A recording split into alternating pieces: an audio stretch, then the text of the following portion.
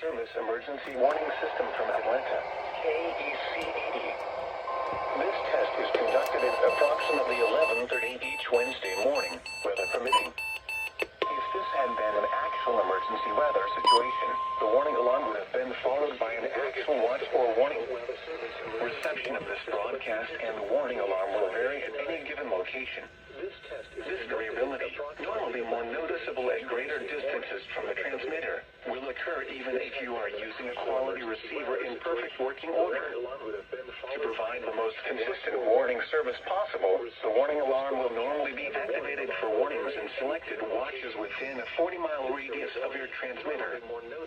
This area includes the following counties in the Atlanta listening area: Cherokee, Clayton, Cobb, DeKalb, Douglas, Fayette, Forsyth, Fulton, Gwinnett, Henry, Newton, Rockdale, and Walton.